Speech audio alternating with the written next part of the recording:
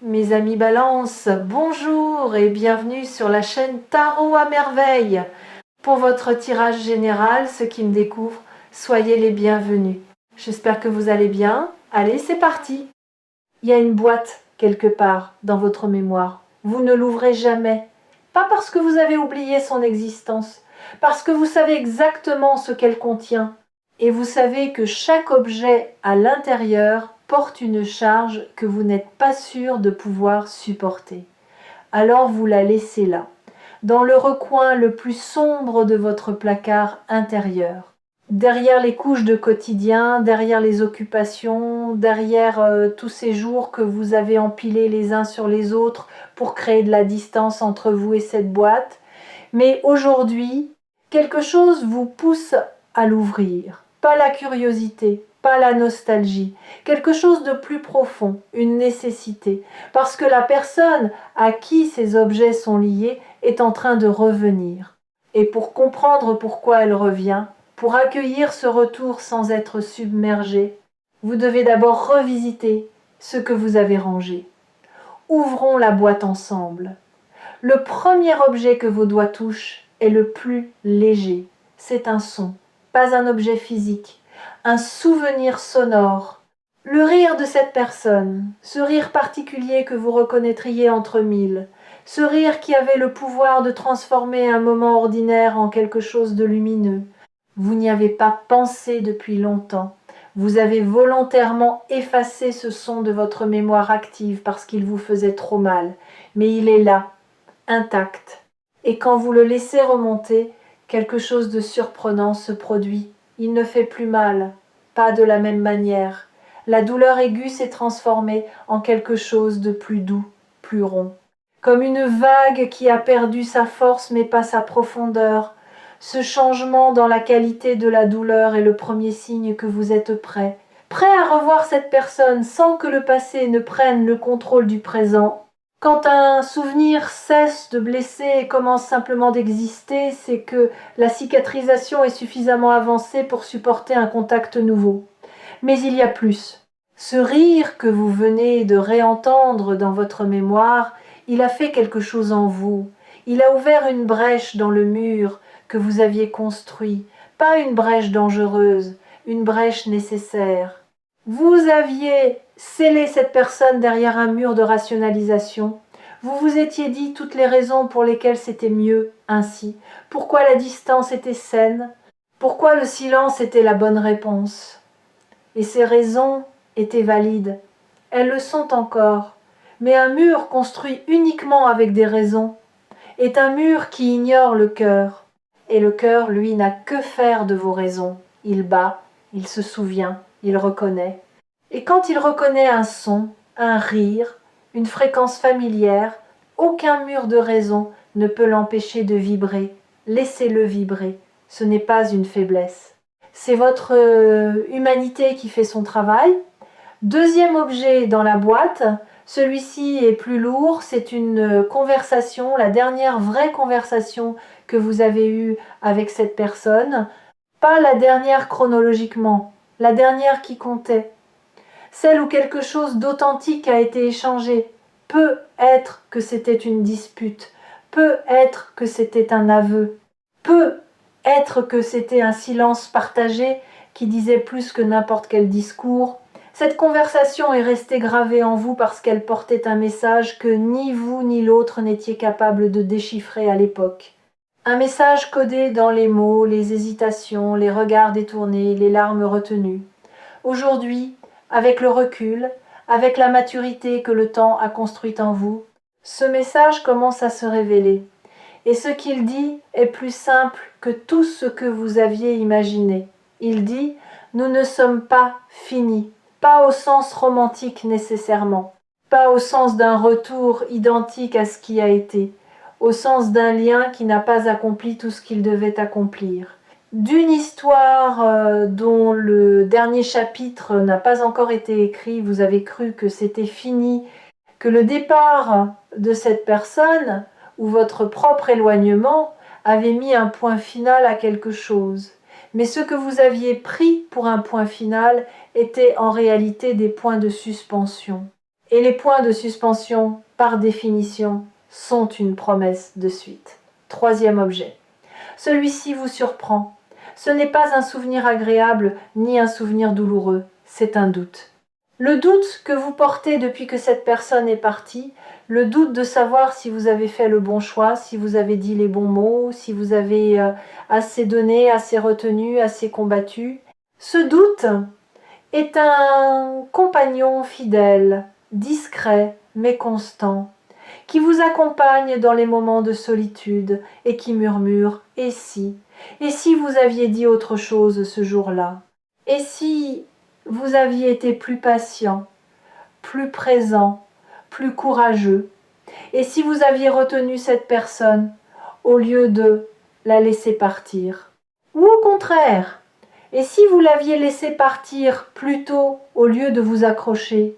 Ces « et si » sont des labyrinthes sans sortie. Vous le savez. Vous savez que le passé ne se modifie pas. Et pourtant, le doute persiste. Voici ce que je veux vous dire au sujet de ce doute. Il ne prouve pas que vous avez fait une erreur. Il prouve que le lien avait de l'importance. On ne doute pas au sujet des personnes qui ne comptent pas. On les oublie, sans effort, sans labyrinthes mentaux. Le doute est, paradoxalement, la preuve de la profondeur de la connexion. Et cette profondeur est exactement la raison pour laquelle cette personne revient. Mais le doute cache aussi autre chose. Il cache votre propre croissance. Parce que la personne qui doute aujourd'hui n'est pas la même que celle qui vivait ces événements à l'époque. Vous posez des questions que l'ancien vous n'aurait jamais posées. Vous envisagez des nuances que l'ancien vous n'aurait jamais perçues. Le doute lui-même a mûri. Il n'est plus ce questionnement obsessionnel et circulaire qui vous réveillait à 4 heures du matin. Il est devenu une forme de méditation, une capacité à tenir l'incertitude sans qu'elle vous détruise. Et cette capacité, cette tolérance à l'ambiguïté est exactement ce qu'il faut pour naviguer le retour de quelqu'un dont l'histoire avec vous ne rentre dans aucune case simple. Quatrième objet, en fouillant plus profondément dans la boîte, vos doigts rencontrent quelque chose que vous ne vous attendiez pas à trouver. Ce n'est pas un souvenir de l'autre, c'est un souvenir de vous, de qui vous étiez quand cette personne faisait partie de votre vie. Et cette version de vous est différente de celle que vous êtes maintenant. Pas meilleure, pas pire, différente. Plus spontanée peut être, plus vulnérable, plus vivante dans certains aspects, mais aussi plus naïve, plus dépendante, plus encline à se perdre dans l'autre au lieu de se trouver en soi. Vous avez grandi depuis, vous avez changé, pas seulement en surface, en profondeur, votre manière d'aimer a changé. Elle était autrefois une vague qui submergeait tout, vous y compris. Elle est maintenant une marée, puissante mais rythmée, qui avance et qui recule, qui sait donner de l'espace sans se retirer, qui sait être présente sans envahir. Cette évolution est directement liée au départ de cette personne. L'absence vous a enseigné ce que la présence ne pouvait pas enseigner. Comment être entier sans l'autre? Comment être complet dans la solitude? Comment transformer le vide laissé par quelqu'un en espace de croissance personnelle? Et voilà le paradoxe magnifique de la situation. C'est parce que vous n'avez plus besoin de cette personne qu'elle peut revenir. Tant que vous aviez besoin d'elle, tant que son retour était une question de survie émotionnelle, la porte restait fermée, non pas par cruauté du destin, par sagesse. Parce que retrouver quelqu'un depuis un état de manque ne produit jamais une relation saine. Cela produit une dépendance mise à jour, un attachement recyclé, un schéma relancé. Mais retrouver quelqu'un depuis un état de plénitude, cela produit quelque chose d'entièrement différent. Un choix, pas un besoin. Un choix libre, conscient, posé depuis un lieu de solidité intérieure. Et c'est ce choix-là que la vie vous prépare. Réfléchissez un instant à ce que cela signifie. Avant, si cette personne était revenue, vous l'auriez accueilli avec un mélange de soulagement et de terreur. Le soulagement de retrouver ce qui manquait, la terreur de le perdre à nouveau. Et cette dynamique aurait recréé exactement les mêmes conditions que la première fois, la même danse anxieuse, les mêmes questions non posées par peur de la réponse, les mêmes compromis faits par peur de la solitude, le même sacrifice de soi déguisé en amour. Maintenant, c'est différent. Si cette personne revient, et elle revient, vous l'accueillerez depuis un lieu que vous n'occupiez pas la première fois. Un lieu où vous savez qui vous êtes en dehors de cette relation, où vous connaissez vos limites, vos besoins, vos non négociables, où vous êtes capable de dire « Oui, je veux que tu sois dans ma vie, mais pas à n'importe quel prix. Pas au prix de ma paix, pas au prix de mon intégrité, pas au prix de cette version de moi que j'ai mis si longtemps à construire. » Cette capacité de poser des conditions à l'amour n'est pas de l'égoïsme, c'est de la maturité. Et c'est précisément cette maturité qui va permettre au lien de fonctionner cette fois-ci d'une manière qu'il ne pouvait pas fonctionner avant. Parce que deux personnes entières qui se choisissent librement créent quelque chose de fondamentalement différent de deux personnes incomplètes qui s'agrippent l'une à l'autre par peur du vide. Ce que vous allez construire ensemble, si vous le choisissez, sera neuf. Pas une réparation de l'ancien, pas un replâtrage des fissures. Quelque chose d'entièrement neuf, construit sur les fondations de tout ce que l'ancien vous a enseigné. Et ces fondations, parce qu'elles ont été testées par la tempête, seront les plus solides que vous ayez jamais posées. Si vous écoutez cette vidéo sur Tarot à merveille en ce moment, c'est que votre plénitude a atteint un niveau suffisant pour que ce retour soit non seulement possible mais bénéfique. Vous n'attireriez pas ce message si vous n'étiez pas prêt à le recevoir. L'univers n'envoie pas des invitations à ceux qui ne sont pas en état de danser. Cinquième objet. Au fond de la boîte, sous tous les autres, il y a quelque chose que vous n'avez jamais regardé directement. Un cadeau que cette personne vous a fait sans le savoir. Le cadeau de la perspective. Quand elle faisait partie de votre vie, vous étiez trop proche pour voir clairement, trop immergé dans l'émotion, dans le quotidien, dans la dynamique à deux. Vous voyiez les arbres mais pas la forêt. Vous viviez les scènes mais ne compreniez pas l'intrigue. Et c'est seulement après son départ, dans le silence immense qui a suivi, que la perspective est apparue. Vous avez commencé à comprendre des choses que vous ne pouviez pas comprendre à l'intérieur de la relation, pourquoi elle agissait de telle manière, ce que ces silences protégeaient, ce que ces maladresses tentaient d'exprimer. Vous avez vu, avec des yeux neufs, les moments de tendresse que vous aviez minimisés et les moments de douleur que vous aviez dramatisés. Vous avez rééquilibré l'image, et cette image rééquilibrée est plus juste, plus nuancée, plus humaine que celle que vous aviez quand vous étiez au cœur de l'histoire. Cette perspective est votre plus grand atout pour ce qui vient. Parce que la personne qui revient va revenir elle aussi avec une perspective nouvelle. Elle a fait son propre chemin, son propre travail intérieur, ses propres prises de conscience dans le silence de votre absence. Et quand deux personnes qui se sont connues dans l'aveuglement de la proximité se retrouvent avec les yeux de la distance, ce qui se produit n'est pas des retrouvailles. C'est une première rencontre, la première vraie rencontre. Celle où l'on voit l'autre tel qu'il est réellement, pas tel qu'on avait besoin qu'il soit. Et cette première vraie rencontre portera en elle une tendresse que vous n'aviez jamais connue ensemble. Pas la tendresse de la passion qui consume. La tendresse de la reconnaissance de deux êtres qui savent ce qu'ils ont traversé séparément pour arriver à ce point.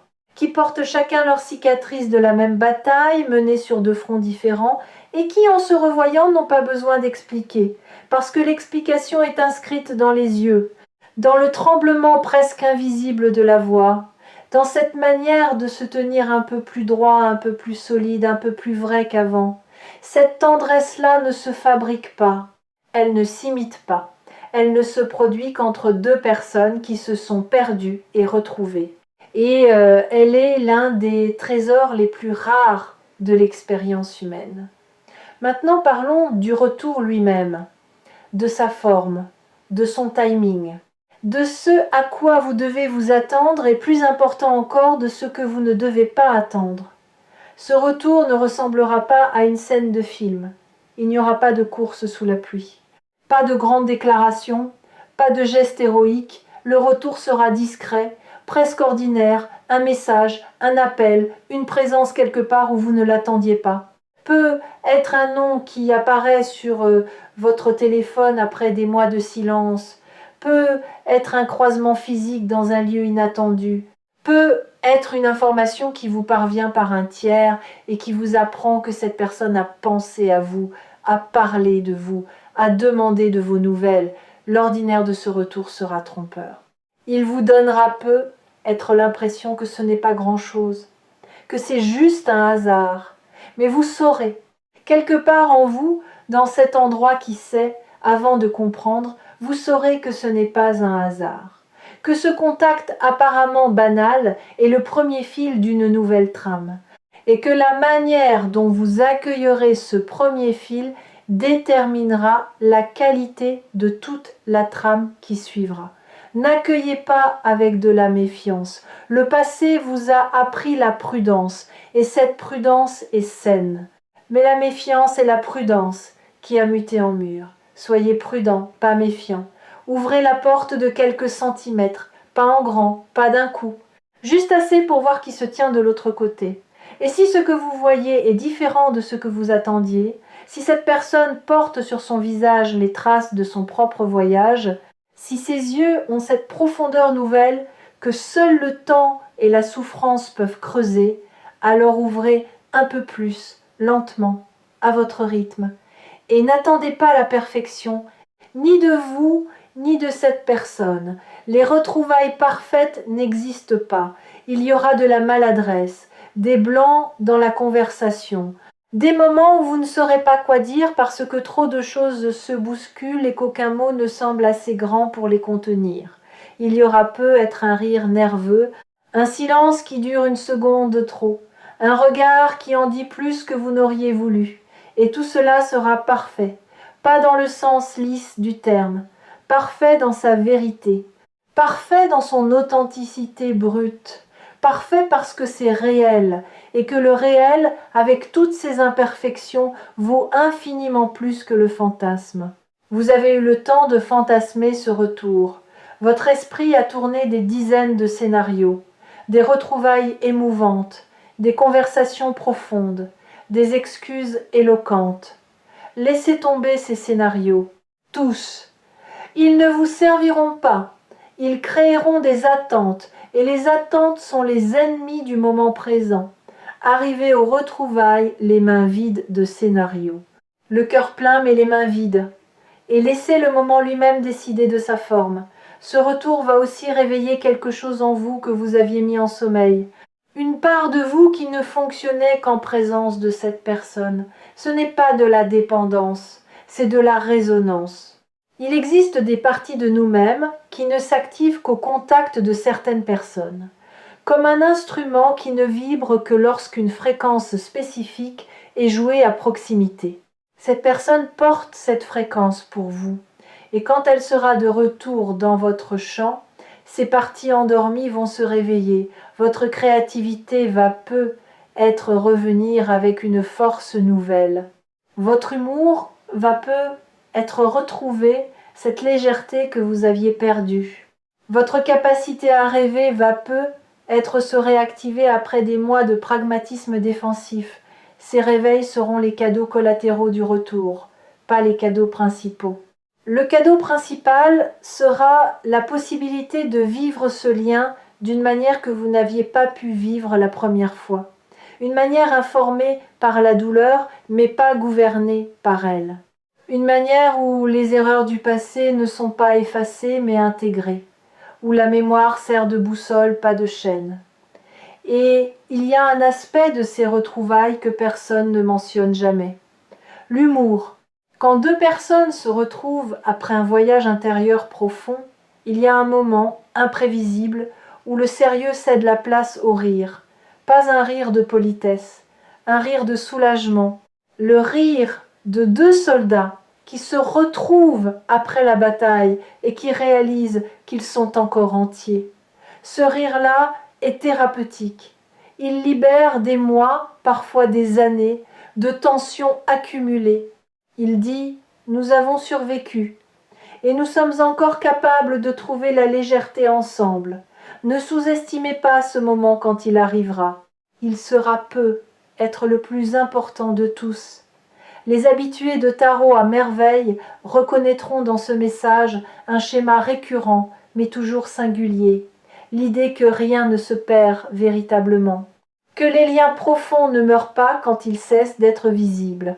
Qu'ils plongent sous la surface comme des rivières souterraines et qu'ils réapparaissent plus loin, là où le terrain s'y prête. Le terrain, dans votre cas, est enfin prêt, des deux côtés. Refermons maintenant la boîte, doucement, avec soin, mais ne la rangez pas au fond du placard cette fois. Posez-la sur la table, en pleine lumière. Parce que ces objets ne sont plus des reliques douloureuses, ce sont des outils de compréhension, des clés qui vous aideront à naviguer ce qui vient, le rire qui ne fait plus mal, la conversation dont le message se déchiffre enfin, le doute qui prouve la profondeur, le souvenir de vous-même qui mesure la croissance, la perspective qui garantit une rencontre plus vraie. Tout cela forme le bagage avec lequel vous allez accueillir ce retour. Pas les mains vides, pas le cœur vide. Avec tout ce que l'absence vous a enseigné et tout ce que la présence ancienne vous a donné, cette personne revient, pas par hasard, par nécessité. La nécessité de deux parcours qui ont besoin l'un de l'autre pour atteindre leur prochain palier, pas pour se compléter, pour se catalyser, pour provoquer chez l'autre le mouvement que la solitude seule ne pouvait pas produire, et quand elle sera là, quand son visage sera de nouveau devant vous, ne cherchez pas l'ancienne version, elle a changé, comme vous. Cherchez plutôt les traces du voyage, les lignes nouvelles autour des yeux, la douceur qui n'existait pas avant, la patience qui s'est installée là où il y avait de l'impatience. Et dans ces traces, dans ces changements, reconnaissez le miroir de vos propres transformations. Parce que vous avez grandi dans le même silence, pleuré dans la même absence, et mûri vers le même point de convergence sans le savoir. La surprise est inévitable. Ce mot, inévitable, mérite qu'on s'y attarde. Inévitable signifie que rien de ce que vous ferez ou ne ferez pas ne peut empêcher ce retour. Il est inscrit dans la trame de vos deux parcours. Vous pouvez résister, vous pouvez fermer la porte, vous pouvez prétendre que vous n'avez rien senti. Mais l'inévitable a ceci de particulier qu'il ne demande pas la permission. Il arrive et votre seul pouvoir n'est pas de l'empêcher, mais de choisir comment vous le recevez. Il y a une dernière chose que la boîte vous a apprise et que je veux nommer avant de conclure. En ouvrant cette boîte, en touchant chaque objet, en laissant chaque souvenir remonter, vous avez fait quelque chose de courageux. Vous avez accepté de ressentir dans un monde qui nous pousse à éviter, à contourner, à anesthésier. Vous avez plongé vos mains dans la mémoire et vous avez touché ce qui fait mal. Et vous n'en êtes pas mort. Vous n'avez pas été submergé. Vous avez traversé. Et de l'autre côté de cette traversée, il y a une sérénité que vous n'aviez pas avant d'ouvrir la boîte. Cette sérénité est votre armure invisible pour ce qui vient.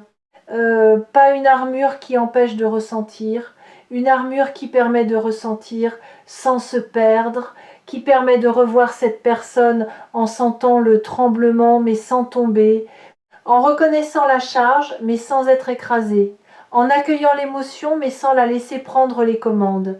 Vous êtes prêt d'une manière dont vous n'avez jamais été prêt avant.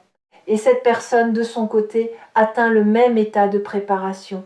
Deux horloges intérieures synchronisées sans le savoir, deux parcours parallèles qui convergent vers le même moment, deux silences qui s'apprêtent à se rompre simultanément Recevez-le avec grâce, avec ouverture, avec cette sagesse tremblante de celui qui sait que les plus beaux chapitres sont souvent ceux qu'on n'avait pas prévus. Et si cette vidéo vous a trouvé au moment exact où vous en aviez besoin, gardez Tarot à merveille proche de vous, comme une boussole qui ne pointe pas vers le nord, mais vers la vérité, votre vérité. Celle qui savait, bien avant votre tête, que cette personne reviendrait, que ce lien n'avait pas dit son dernier mot, que l'absence n'était pas une fin, mais une transformation silencieuse qui vous préparait tous les deux à une version du lien que vous n'auriez jamais pu atteindre sans elle. La boîte est ouverte, les objets sont sur la table. Le rire, la conversation, le doute, le souvenir de vous-même, la perspective. 5 témoins silencieux de ce qui a été et de ce qui sera. Et quelqu'un frappe à la porte. Allez ouvrir, vous savez qui c'est, et cette fois, vous êtes prêts.